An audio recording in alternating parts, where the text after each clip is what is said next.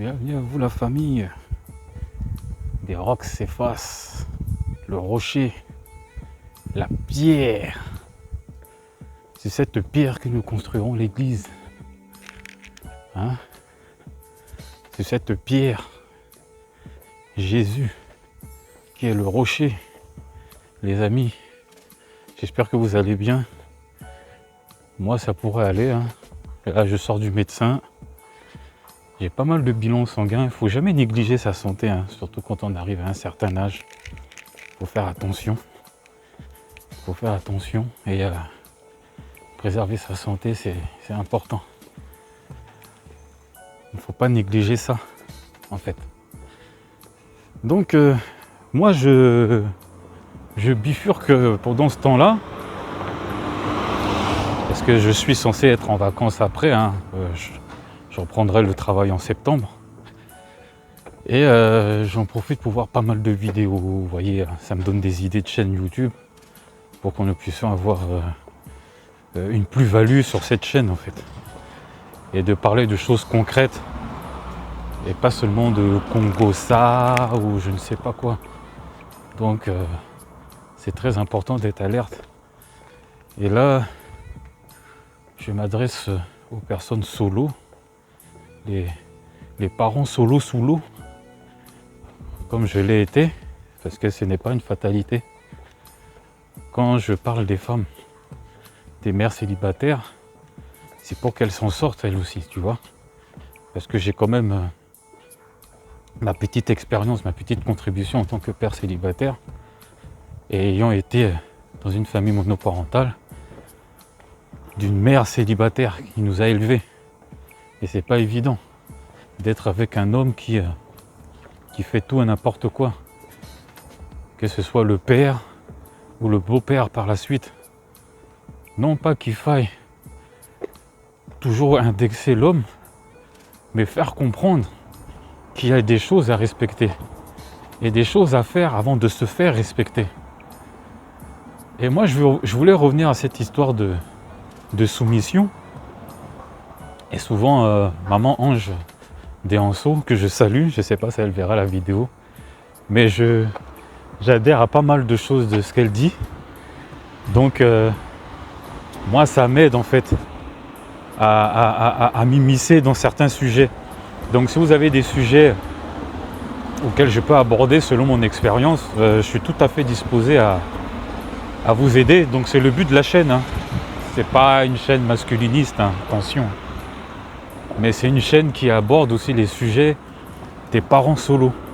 Voilà, il n'y a pas que les couples. Hein, c'est pas parce que je me suis remarié, marié entre temps, que j'ai oublié les papas et les mamans solos. Vous voyez, il y en a pour tous les goûts. Donc, je me mets un peu à l'ombre là. Et je voulais parler un peu de cette histoire de soumission. J'ai essayé de trouver un petit coin là. C'est pas évident. Bon, je vais continuer comme ça, c'est pas grave. C'est bien le vlog, hein, c'est très bien. Donc, essayez de trouver un endroit paisible pour vous parler calmement, que vous compreniez bien les choses, parce que il s'agirait de ne pas refaire deux fois les mêmes erreurs. Donc, vous voyez, la parole dit que la femme doit être soumise à son mari. Mais les maris doivent aimer leur femme, d'accord? Je parle pas de copain-copine parce que les gens confondent tout sur YouTube. Ils pensent que la copine a des droits, des prérogatives. Non, je suis désolé. Soit vous êtes sérieux, vous allez faire le cococo, d'accord? Je parle de l'homme qui fait le cococo chez la femme. Vous payez la dot, la pré-dot, tout ce que vous voulez. Bon, en Occident, c'est pas obligé, hein, attention. Hein. Moi, ma femme est haïtienne, j'ai pas payé de dot, mais j'ai payé autre chose, tu vois. Et il faudrait pas tout mélanger. L'homme doit rendre des comptes à Dieu vis-à-vis de sa femme. Et l'homme ne doit pas être dans une phase de « oui, je demande la soumission à tout prix ». Non, la soumission, ça ne se demande pas, ça s'acquiert. Ça s'acquiert par des actes. que l'homme doit poser. La soumission, c'est pas un truc qu'on dit à la femme, ouais, vous devez être soumise, vous devez être soumise. En fait, ça marche pas, ça marchera jamais.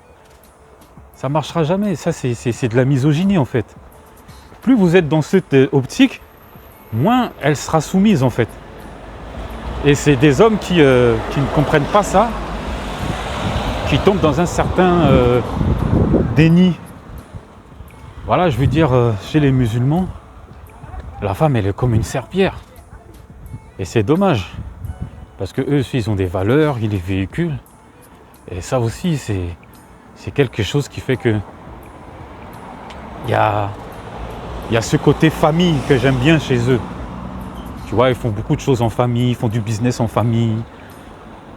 Voilà, les enfants vont souvent dans des bonnes écoles, ils font des bonnes études.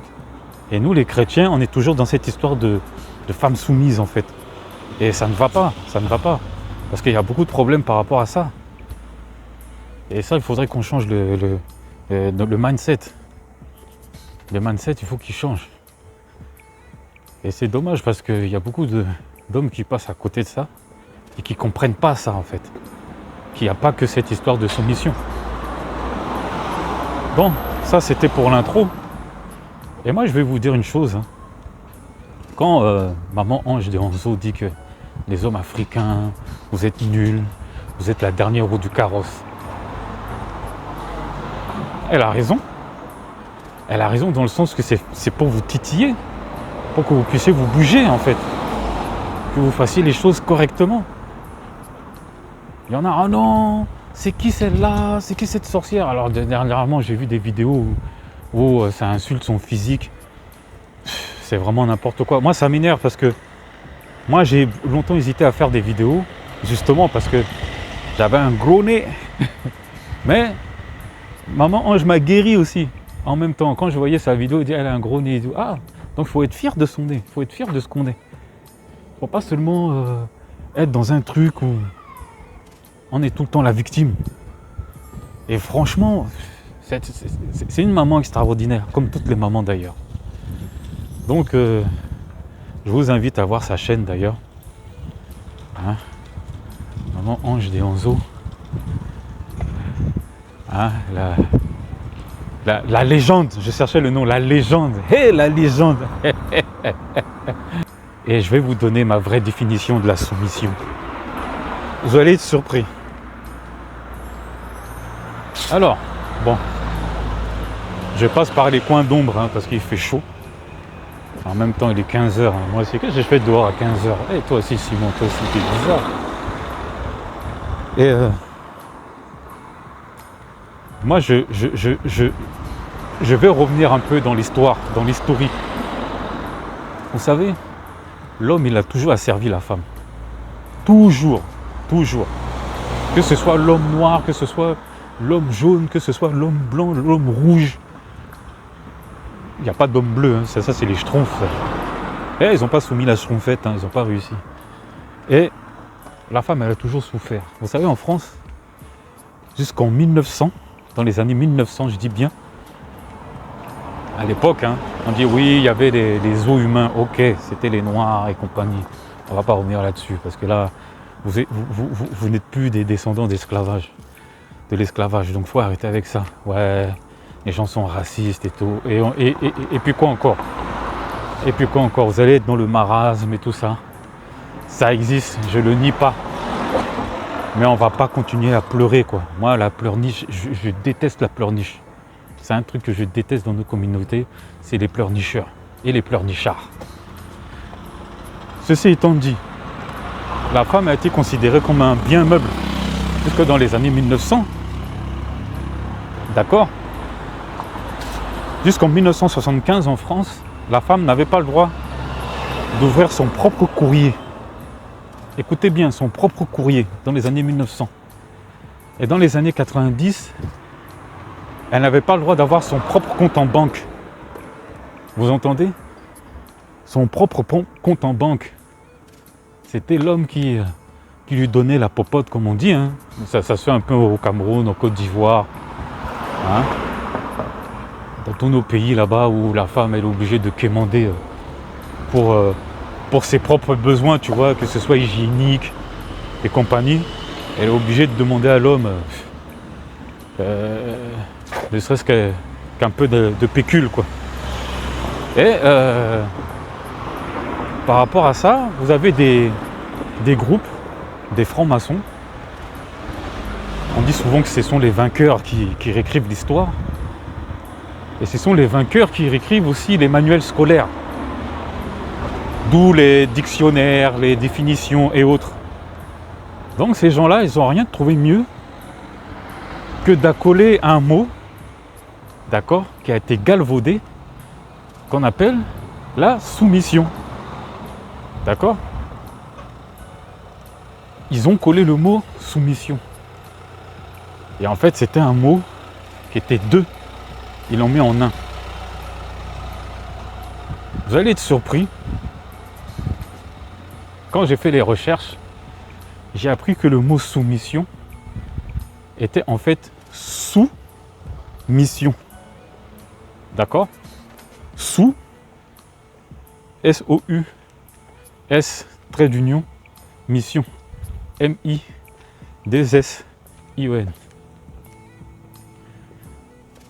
Et en fait, quand vous regardez bien la définition, une soumission régit de la mission première. Écoutez-moi bien. La soumission, c'est la mission qui supplée la mission première de votre mari, de l'homme. L'homme, c'est la tête du foyer, c'est le képhale, d'accord? On l'appelle le képhale.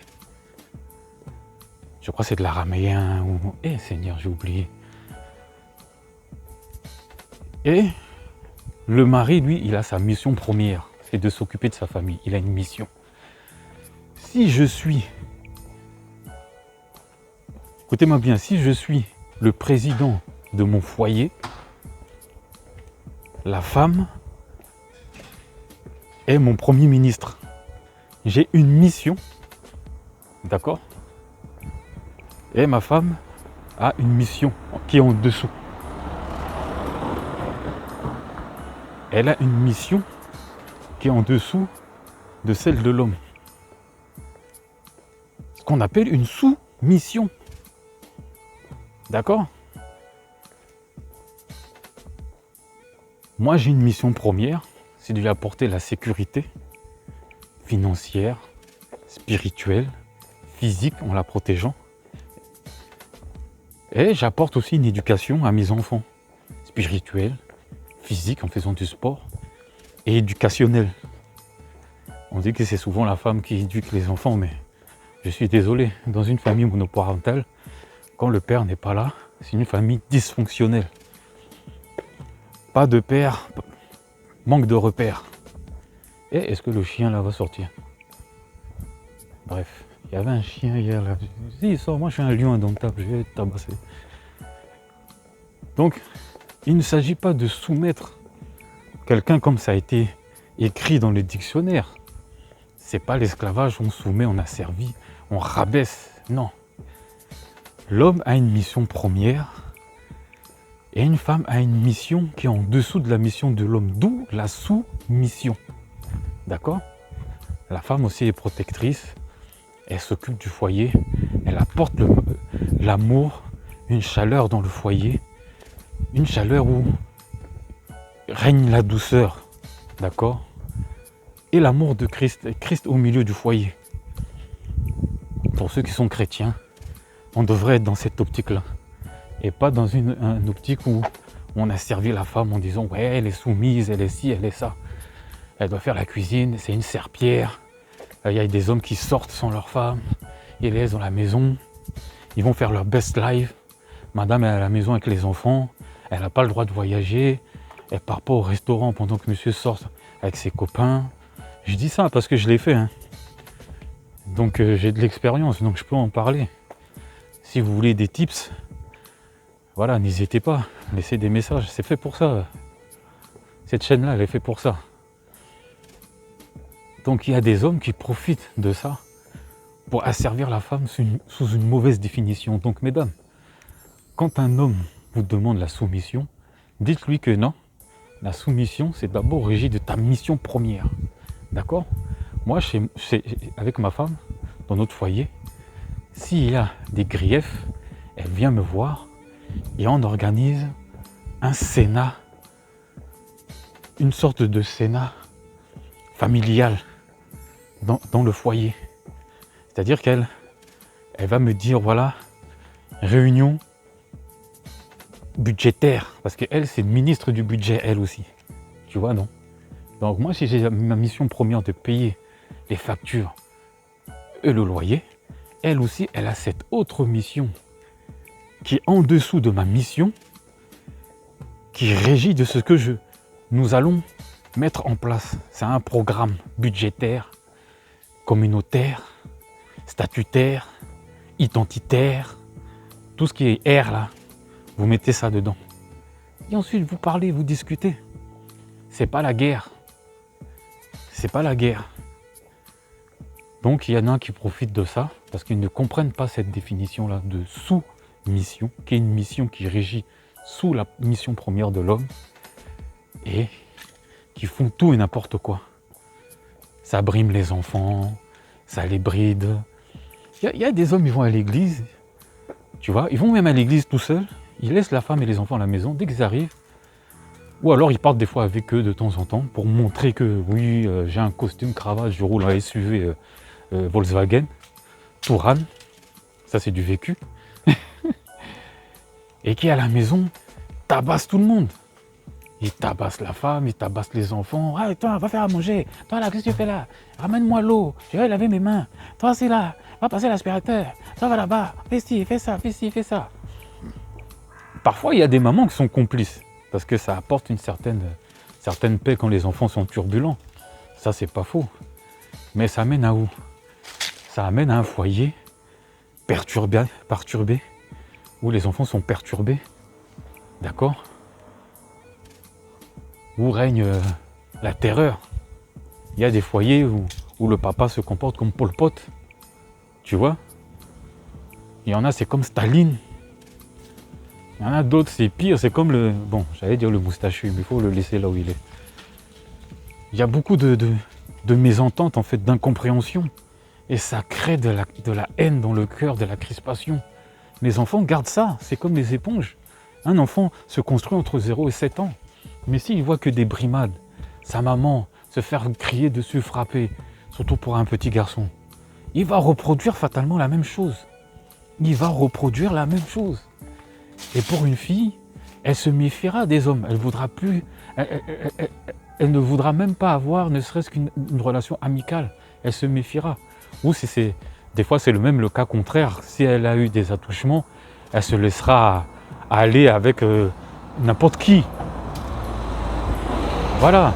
Elle cherchera le père chez un bad boy qui la frappera tous les jours. C'est pour ça qu'il y a beaucoup de femmes qui cherchent ce côté aventureux chez l'homme. Parce qu'elles n'ont pas connu autre chose que des brimades, des cris, des pleurs. Et ça crée des traumatismes. Ça crée beaucoup de traumas. Et nous, les garçons, ça peut créer des tueurs en série. Eh oui. Donc, faut faire très attention à ça. Et se poser les bonnes questions. Faut vraiment se poser les bonnes questions. Et vraiment, je vous invite à élever vos enfants dans cette optique et de leur donner tout ce qu'il faut comme éducation, une bonne éducation, parce que si vous leur donnez pas cette éducation, en fait c'est la cellule familiale qui fait la société. Si vous leur donnez pas cette éducation là, ils feront tout ce que on voit aujourd'hui quoi. C'est le désordre, c'est l'État qui va s'occuper de la famille, des enfants et autres. Et c'est pas bon. C'est pas bon. L'État n'a pas vocation d'élever vos enfants. L'État n'a pas vocation à donner une éducation spirituelle. Là, vous voyez, dans les écoles, il y a des drag queens qui viennent, soi-disant, apporter une pierre à leur édifice satanique. Et tout le monde reste là. tout le monde reste là, il n'y a personne qui calcule, il n'y a personne qui bouge. Et c'est dommage parce que c'est une société qui part à volo. C'est une société qui part à volo. Donc, voilà un peu ce que je voulais dire sur la soumission. Si tu exiges la soumission, sois toi-même soumis à Dieu. Tu as un père de famille, il faut que tu sois soumis à Dieu. Hein? Jésus-Christ au milieu du foyer. C'est pas toi l'omniscient, l'omnipotent, tout ça c'est des conneries. Ouais, je suis l'homme, nanana. Hey, la femme là, si elle veut te tuer, elle te tue, hein, mon ami. Ah ouais, si elle veut te tuer, elle te tue. Frère. Et surtout pour les sœurs, ne vous laissez pas faire en fait. Dès qu'il y a quelque chose comme ça, il faut dénoncer. Il faut dénoncer, il ne faut pas rester dans l'expectative, il ne faut pas rester dans l'oisivité, il ne faut pas rester dans l'inactivité. Il faut vraiment faire attention à ça. Dès que vous sentez qu'il y a ce genre de danger, dites à votre homme, la soumission c'est une soumission. Si tu n'as pas de mission, si tu n'as pas de vision, ça devient la télévision. Ok. La vie c'est pas Netflix. Hein. Et la vie c'est pas Netflix. Voilà, comme je vous l'ai dit, c'est Simon Cephas. Voilà.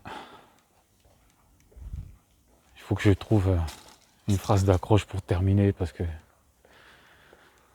il y aura d'autres vidéos, donc restez bien connectés. Abonnez-vous, partagez.